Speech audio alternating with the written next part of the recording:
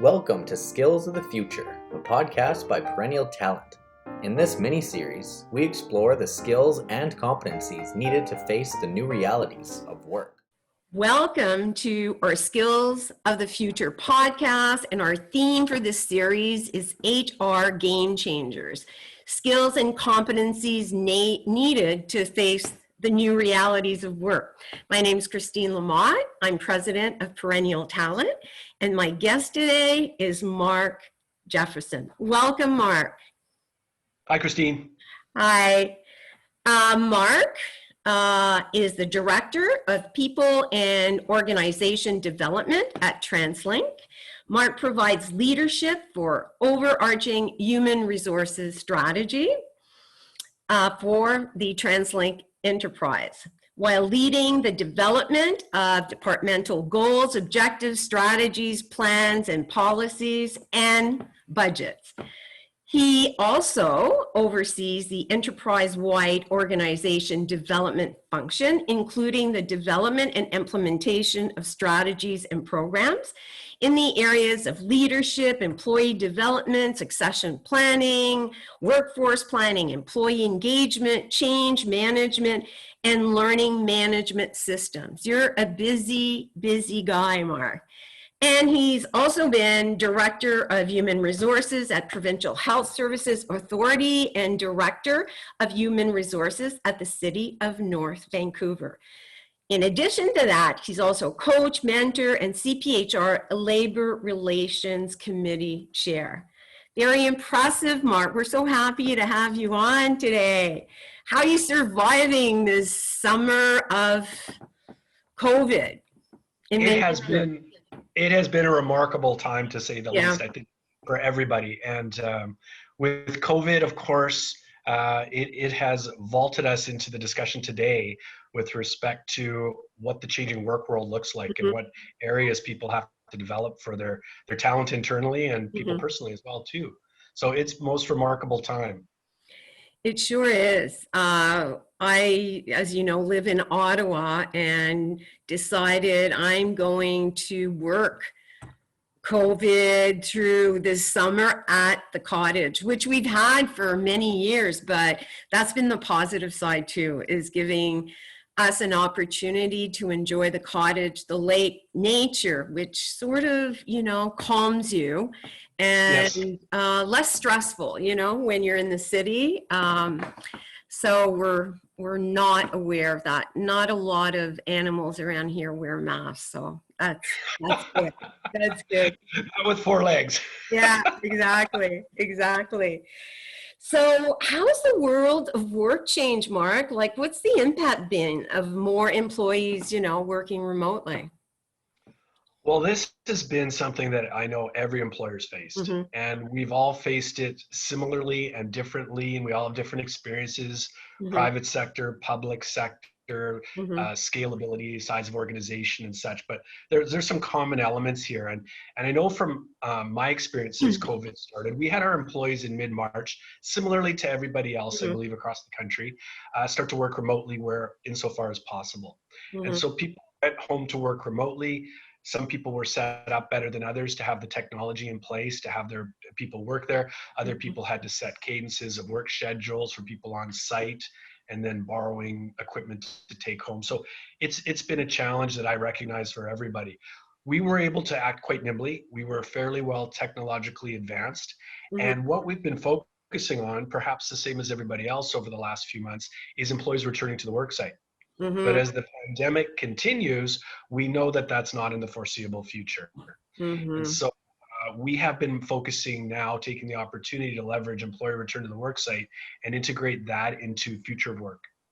So we had done a considerable amount of research and work with our senior leadership team last year, so in 2019, on future of work, yet we were hoping to pilot and then move through the process of touch points, engagement, collaboration, consultation, and then end up with a pilot that we would implement and then move forward together. Well, we're already there because we have 5 months of employees working remotely. And for us as an organization, we have about 9,000 employees. About 1,400 of those have been working remotely. So we're venturing into the future of work, full steam ahead.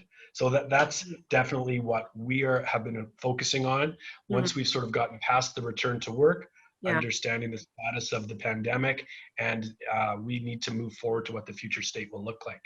The interesting thing for us is trying to take a positive look at it, like you referenced in your introduction, being away at the cottage, a little bit of peace of mind.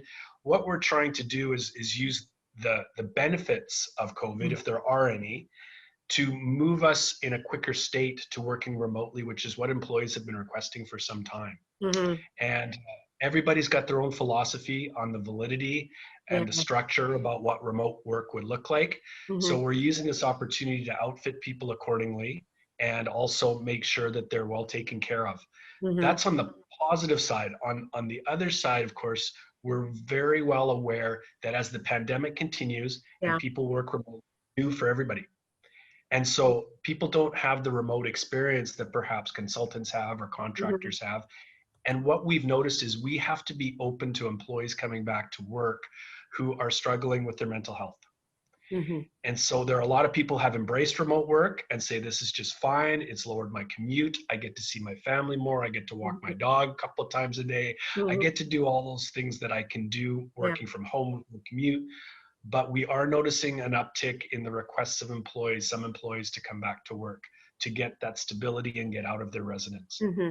It's interesting that you mentioned that about mental health, because I've done a lot of podcasts, and the series we did before this one was with different CISOs across North America. And they were saying that, you know, even within their workforce, seeing employees struggle because some, well, a lot of us weren't prepared for this. And the demands of working so hard to try to accommodate people who are working remotely. And then some of our clients have said that we've even been involved in developing competencies for mental health, in terms of identifying behaviors that would help managers deal with their employees, competencies on self-care in terms of employees looking after themselves as well. So yeah, it's a whole new world there, and mental health is a big one, Yes. Yeah, Absolutely. right. And I know everybody's got their minds on it, and they're looking on the horizon as what it might hold for us. And that's the thing about all the way through this return to work, future of work, pandemic. We can't anticipate what's around the corner. We have to be nimble and flexible and be ready for it. That's right. That's right. This is where, you know, innovation and keeping an open mind, and you're seeing in terms of some of the skills, and we'll talk about that in a minute, but leadership skills in certain roles that we hadn't seen before, you know, in talking to a lot of our clients. And people are, you know, some are rising to the challenges that this is bringing on, because we don't know. So everybody's looking for solutions and options. So when thinking of the talent management, you know, life cycle, where do you see, you know, the biggest need or greatest change emerging within your organization? Are there any roles or areas where this is especially important? Well, for us, we've got a typical large corporation, and the various within our division, we have, of course, a compensation department. We've got a benefits department. We have a payroll department. Those are fairly, of course, we review our benefits and our compensation structure, performance management, what we do. But really where a couple of key areas is within our organizational development team. So there's more of a reliance, to your point that you just made, there's more of a reliance I see out of the traditional HR. What I've seen over my career is it's gone from a labor relations, employment relations, you know, the life cycle was onboarding, and think here intentionally, do your job pick up your paycheck. Mm-hmm. You've got benefits in this job, and then eventually you will retire. You'll advance or retire, eventually retire, Yeah. or off-board from the organization. Now, the onus is on HR, of course, to train people, to make them relevant, to make sure that they have the skills, and not only within the department and division, but right across our enterprise, relevant to their job. And so within our OD team, it definitely becomes a greater mandate every year. There's a greater mandate on change management.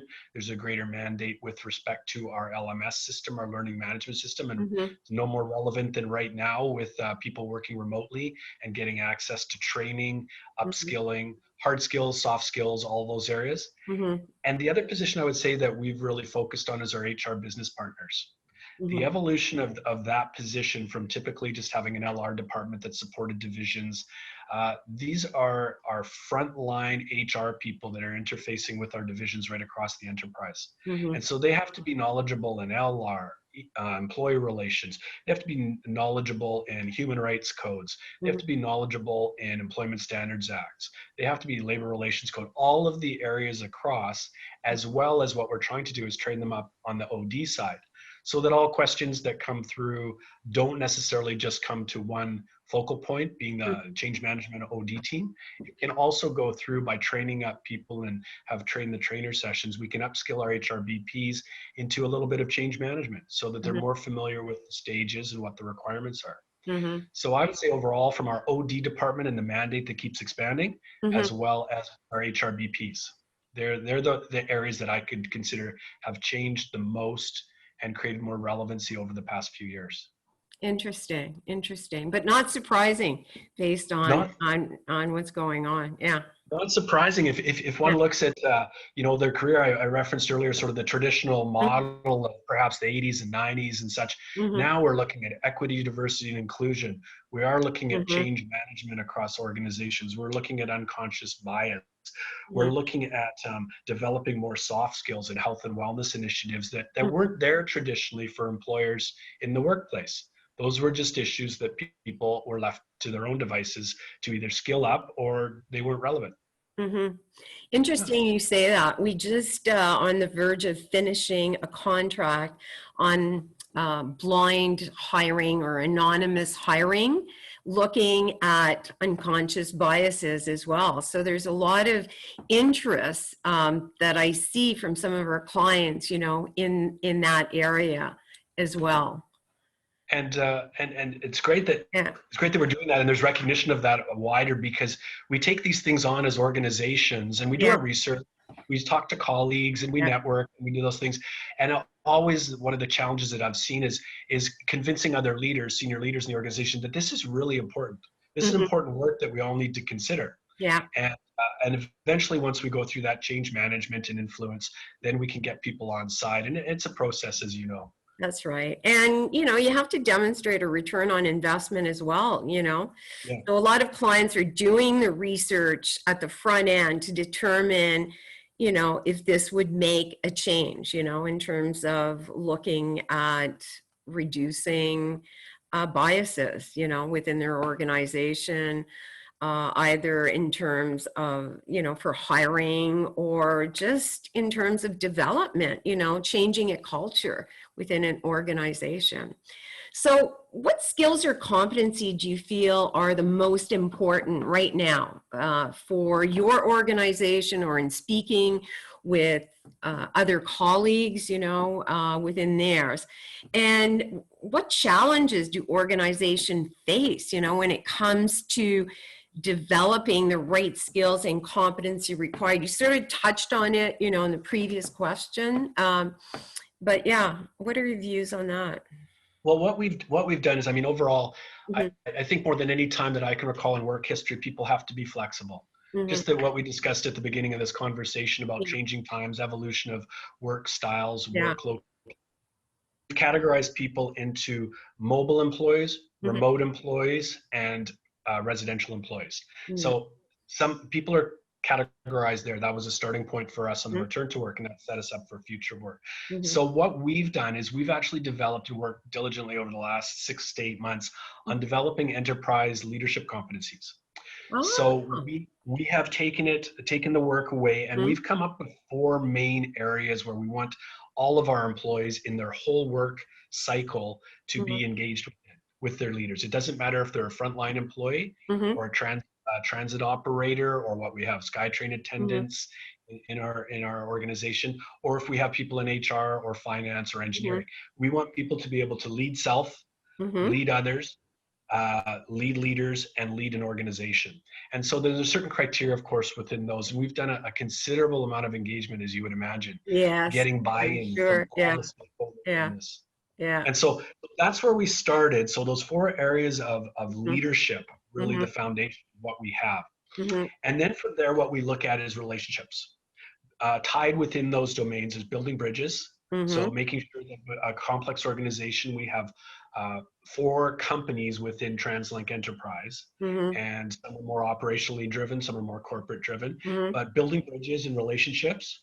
We want people to adapt and innovate and take the risk taking of leaders, cautious risk taking, but nonetheless, not just sort of towing the line and following, questioning things, making sure that it's done respectfully in all those areas. And those are all the criteria in it. We want people to inspire and grow within their job, wherever people see themselves within the organization. If they're satisfied where they're at for their career, that's great. But how can we get the best employee in that position?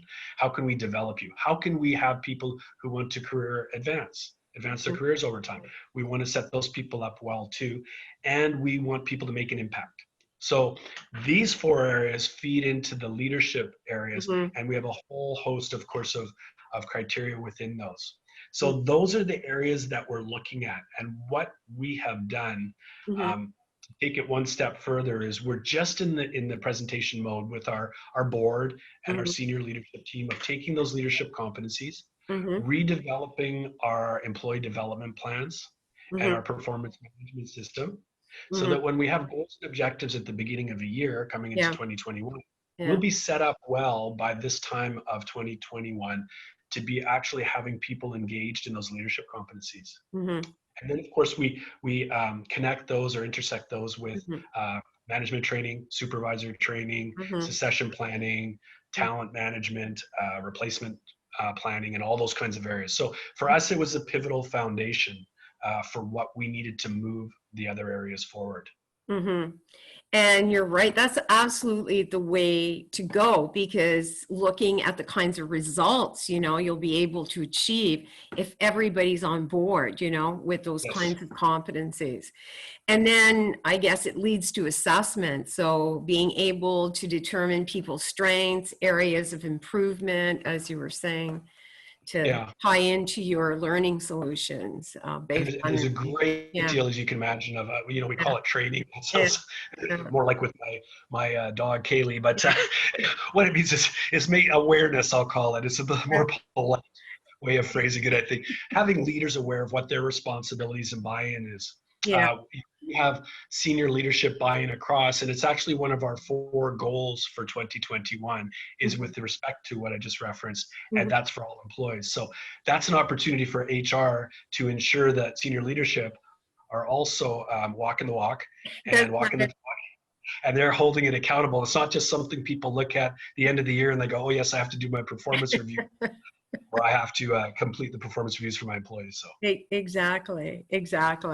So what are the future threats or pain points, Mark, if organizations do not take the time to clearly define, the skills needed for success? What could go wrong, if these are not addressed? Well, I think, what we've discovered here in going through what I just referenced with starting with lead competencies, our job descriptions had not been reviewed, just something as basic as a job description. Years. Perhaps even some of them were done on Gestetners. If the listeners know what a Gestetner is, or their triplicate copies, they had not been reviewed in quite some time. So those need to be relevant. They are very important, because when someone from a division wants to come and hire a transportation engineer, or they want to hire a clerk in an office, whatever the example is, if the job description does not align with what the expectations are, there's a problem right out of the gate, even before the person's hired. So we started with our JDs, and we not only categorize people into the mobile, remote, and resident employees area, but we're looking at them also with respect to leads competencies and tying them in so that when we advertise for positions, That's something right. is based on that, then what we do is we go on a recruitment and we know exactly what we're looking for. It sounds so obvious. It Yeah. sounds so obvious, but people, in my experience, people are busy and they all of a sudden have someone off board from the organization Yeah. for whatever reason it is, and they say, I need to hire somebody to replace this person. And they Mhm. just say, give me what you have in the file. And That's- then the process begins. So those are areas that I think the skills, identifying specifically for Yeah. the position skills that people need. And those evolve as we know. Yeah. We're seeing an evolution. You know, I mentioned earlier about flexibility and employee development. Yeah. Those are areas that perhaps weren't considered as important as they are now. Mhm. So people being able to be ready for the next step in their career. If all of a sudden we have challenge with OCM, so change management across the Yeah. organization, be able to have the ability to have people do that and not just say, well, that's an HR issue. The Mhm. HR deals with that. So we Mhm. have to continue to be training people and making them aware of things. Ties into your last question. So I think overall, if I was going to summarize, if Yeah. people don't maintain a definite eye on what is Mhm. going on in multiple sectors, Yeah. what people are seeing, what's going on in the future of work, they'll make themselves redundant. Employees will not seek them out as an employer as regularly, Mhm. and they will face less talent seeking out their organization than they probably would want to see. Mhm. And the beauty with competencies, as you're able to articulate, the behaviors that you need to demonstrate to have the types of results you're trying to achieve in a given role. And it's great when you're looking for best fit for a job, because you could go on past experience, what people have done to demonstrate that they have these kinds of skills or knowledge required to do the job. So yeah, it's very important. And as jobs are changing, we're seeing organization being almost transformed overnight. So they have to redefine, mandates, they're redefining roles within organization and, the competencies needed to be successful in those jobs. And one thing I haven't mentioned is the alignment of those competencies all the way through not only the job Yeah, descriptions, but into our objectives and our goals every year. Every organization has goals and objectives. Every individual, yeah, typically organization, yeah. have their yearly goals and objectives and things they'll be held accountable for, but is aligning those, because if we can get agreement on those competencies, like you say, Mhm. then everything is that much easier to move forward. That's right. Things aren't sort of patchwork. There aren't shotgun approaches to professional development and training initiatives and LMS courses. It's actually more aligned and there's more clarity for everybody throughout. So That's that's what right. we're trying to do. And I know that's what everybody's trying to do. Yeah. We're continuing on that journey. Okay. So do you think there's other actions companies, can take today, to mitigate these threats? I mean, you've identified some of them, but are there any others? Well, I think overall, what I've seen over my career Yeah. is less of the employer driving Yeah. what their employment setting is going to look like. Mm-hmm. If I look at two factors, I look at the generational interests, and we've all been Yeah. looking at millennial generation and reading about them and researching and looking. Yeah. We also know that when it comes to the new employee, I'll refer to it as that, is there's not an alignment necessarily or a commitment to the organization for a 30-year career. We know from research that people flip jobs very quickly. Oh, So yeah. you have to make yourself relevant as an employer to these employees, and you have to make it rewarding for them, have them identify with a company, like what is Mm-hmm. your brand, what do you stand for, what opportunities are there for the employee. Now that less employees in a corporate setting at least, are in the work site, they're working remotely. How do we keep people engaged? How do we have them still continue to carry out their work and stay engaged with the organization and want to be there for a long career? But of course, the long career now is not necessarily the length of 25, 30, 35 years. We look at it more realistically, perhaps 5 years Yeah. before people potentially Doesn't mean we want to see people go on, but No. that's just the market that we're all in. So we have to try to maintain relevancy to people. And I think that what we're doing is we're investing heavily, and we're lucky that we did this, but we also had a little bit of foresight, probably a blend of both, that we committed back in 2016 to a really progressive LMS system. So our learning management system allows employees to sit remotely and actually engage in all kinds of courses for training and upskilling, which is we're continuing to put a lot of efforts into there next year for obvious reasons, as more people are working remotely, so less face-to-face That's right. courses and more on into our LMS. We also, what we've undertaken here is to not raise the fences and say we have all the answers as an organization. What we're doing as an OD team is looking at all our comparators, large, small. We have started a network with comparators, and we're trying to have regular engagement sessions with them at least once a month to just get on a call like this and say, what are you doing? What are your issues you're facing? If you have a policy on remote work, what does that policy look like? What is your practice? What are you doing with these 3 classifications of employees on site or remotely or moving in between? So all those areas, building our network, which will give us more information, strengthens everybody. There's no question. So those are some things that we're doing right now that will make a difference in the short term and the long term. There's no question. Absolutely. You're very smart to do that. I like, the whole idea of your network with your competitors, talking about, because the issues are similar and, their approach to that. So I think that's great. It's a very healthy thing. I can't actually believe that we haven't done this earlier, but sometimes you need a nudge and sometimes you need a push. That's right. And so I guess we find ourselves in this position now where we're doing that, and it's benefiting everybody. There's no question. Good. And we're getting great returns. One thing I haven't touched upon in this dialogue is the amount of engagement we're doing with employees now. Is when we talk about engagement, that's been there for years. Engagement surveys, companies do. We've chosen to not go the route of a large engagement survey on an annual or biannual basis. We're doing little pulse checks quarterly, or even if it's definitive to a specific area like EDI, we'll do mini ones. And so we do a quarterly pulse check, and the amount, the response that we're getting from our employees is remarkable. And it's remarkable in the sense that how we are seeing their experience is how they're communicating back what their experience is. So there's definite alignment in that. It's not such as we believe the majority of employees like to work remotely. Well, we know we've got 92% of employees who like to work remotely and are enjoying that, just as one example.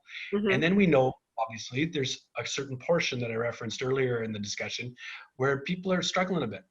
And so now we're all of a sudden mindful to take it to another point of focusing on the mental health and saying we'll allow people to come back to the workplace, and also, if you need to, we'll accommodate your interests, but we'll also look to delving into mental health issues further. So having the dialogue back and forth in shorter stints is working well for us.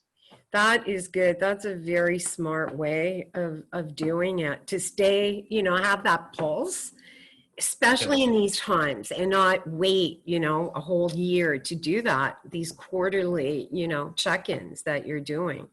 So Mark, thank you so much for being our guest today and for your wonderful insights in the new realities of work. Thank you. Well, thanks, Christine. I really appreciate the opportunity. I hope there's some learning for folks from here or engagement. And if people want to reach out, by all means, you'll probably share contact information and reach out. That'd be great. Yes.